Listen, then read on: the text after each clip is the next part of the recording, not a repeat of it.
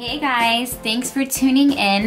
Today I'm going to film my updated brow tutorial. A lot of you who follow me on Instagram know that I've been growing my brows out for about 4 to 5 months now.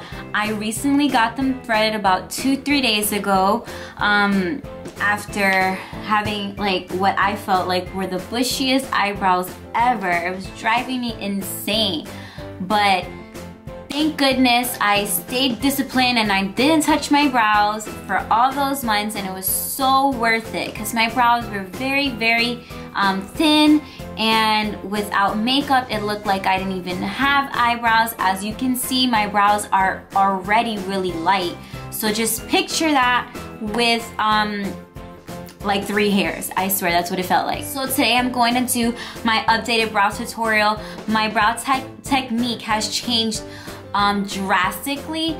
The way that I used to do my brows were the very over concealed brows from the top of my brow to the bottom, very heavy from beginning to end, and really sharp.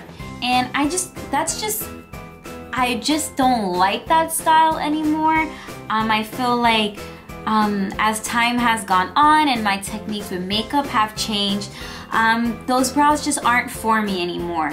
And I just feel like a softer brow honestly allows the makeup to showcase even more because there's less attention on the eyebrows. Especially like for me, because I have really light brows, so it's easy for me to go too drastic because there's just so much room to do stuff with. So let's get on and let's get to it. The first thing you want to do is grab a spoolie, which looks like a mascara wand without mascara. And then you just want to, open my mirror, you just want to groom your brow hairs. So make sure that it's all going in the same direction. So there you go. Now I'm going to, I still do concealer, just very minor, not the way I used to do it. So I'm going to grab this flat brush, there you go, super thin, and I'm going to use my RCMA. It's a foundation and concealer palette, very pigmented, so a little bit does go a long way. And it's creamy, but it's not cakey, and that's what I like. Because if it's too cakey of a concealer, I feel like no matter how much you try to blend it out, that concealer is still going to pick up when a camera flashes at you. I'm gonna warn you, my palette looks horrible because I use it a lot on myself and clients, but yeah, there's a lot of colors missing. There's foundation like everywhere. But anyways, I'm just gonna use this light color right here in the corner and go along the shape of my natural brow. I'd like to go very light-handed. I don't like I said, because I just don't like the whole cakey look.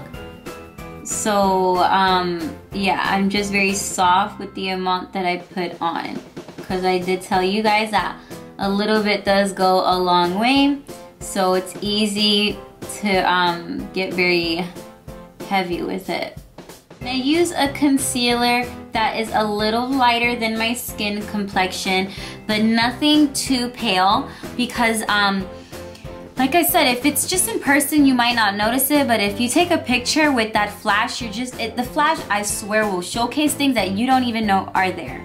So yeah, to prevent that, because you be knowing, you be taking a picture with your friends, and your friends clearly could see that your concealer look a little too light, and they still got the nerve to post it and tag you on top of that.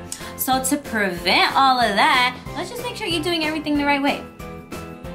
Anyway, so you're gonna do the same thing on the other brow. I use Anastasia Beverly Hills Dip Brow Pomade in medium brown. And the Dip Brow is a product that you have to be very careful the way that you use it, because it's another product that a little bit goes a long way. So you don't need a lot for the color to pick up on your brows.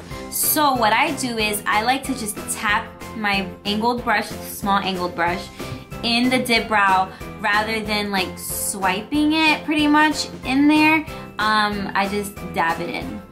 Because trust me, the product will pick up on the brush. Again, very light-handed. I start from the beginning of my brow and kind of just do little strokes and bring the color up. I like to do strokes so that it could look more like natural hair versus like paint on my brows.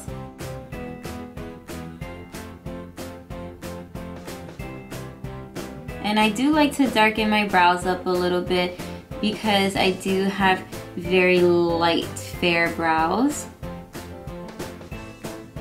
Now I'm gonna go back with my spoolie and I just comb through the brow to make sure that the color is going evenly in the brow. You don't want any like patches that are like a little darker. So I kind of brush my hairs up and then bring them to the side. So you want to grab a fluffy brush like this and blend out the concealer. So the last step I'm going to do is grab a brow gel to keep my brows groomed all day, because when the hair is longer it has a tendency of the hair kind of going all different directions, so that I don't end up looking crazy. I'm gonna do me some brow gel. And this brow gel is by NYX. So you can get it at like Ulta, or I think Target sells it too. I'm legit, it shouldn't even be any more than like $5. It's super cheap. But yeah, this is my new brow tutorial. These are how I do my brows now. Pretty much the reason why I cut bangs on myself before was so that I wouldn't get like tempted to tweeze my brows. And I'm so happy I did that because I literally love the turnout of my brows. So yeah, thanks guys for tuning in. I hope that I was able to answer a lot of questions for people on how I do my brows now.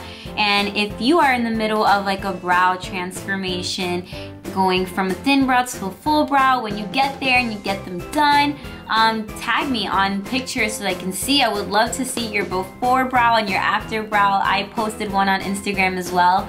So yeah, thanks so much for tuning in guys. Please don't forget to subscribe and comment below. And again, thanks for all the support and stay tuned for my next video. Bye guys.